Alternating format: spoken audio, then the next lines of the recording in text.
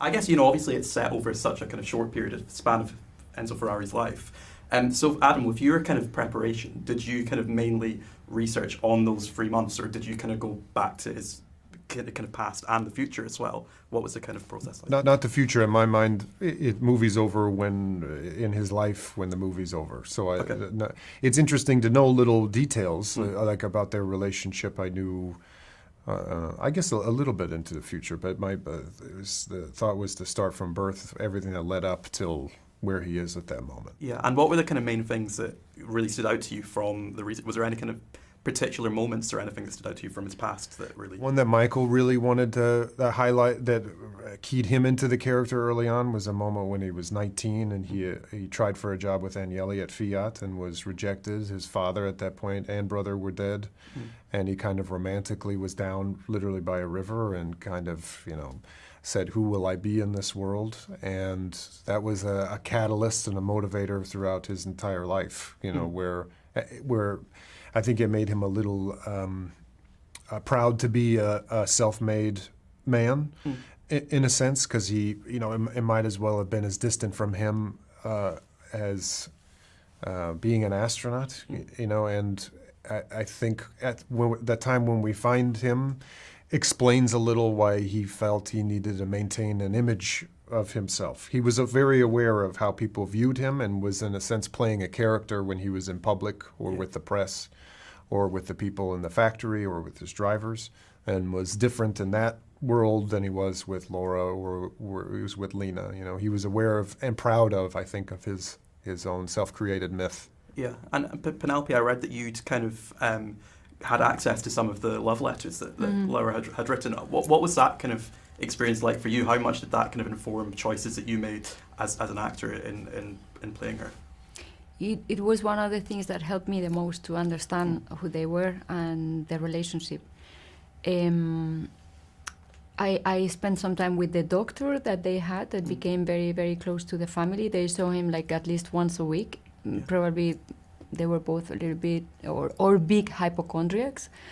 And you know, first he was testing me to see if he would show me and the letters and share more details. But then, you know, you could see how much love there was, how much pain obviously there was because they lost a kid, and very, very complex relationship that I mean, it's easy to understand that so many couples could never recover from that. But in the only love scene that we have in the movie, I think you can see so much of where they are, of their past, their present, where the future is going, and the love that brings them together, but also the pain, the level of crazy, wild pain that brings them together. You know, I think that scene expresses so much because all of that is there. Yeah.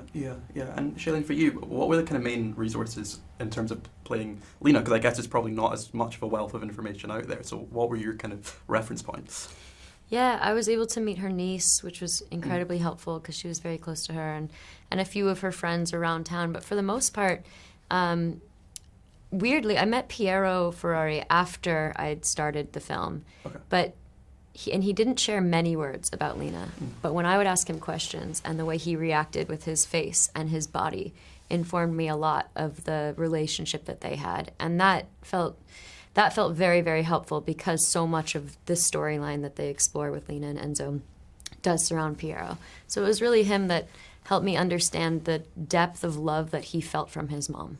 This project has obviously been such a kind of passion project for Michael Mann. You know, the script was started about 20 years ago, I understand. Does that kind of make it more appealing as a prospect to you as actors? The fact that, you know, it's clearly something he's very passionate about, and how does that kind of manifest on set? Is it clear really from the outset how kind of interested and fascinated he is by Ferrari? I think it's a cherry on top, but I don't know it's something that makes its way into the day-to-day shooting. I've had the luxury of working on a lot of things that have been long gestating with directors, passion projects of theirs. I did this movie, The Man Who Killed Don Quixote with Terry Gilliam, and this movie Silence with Martin Scorsese, which he tried to make for a long time. I just did this thing with Francis Ford Coppola. They that he showed me notes that he made about the movie 40 years ago, and now it's just now being done. Yeah. So I'm sure subconsciously there's a pressure to, deliver, but I don't know that doesn't exist anyway. I kind of feel it always. But it's mostly, I think it's going to be unique. It probably won't be commercial. It'll be something that will, but it will probably be something that has a longevity and interesting. Yeah.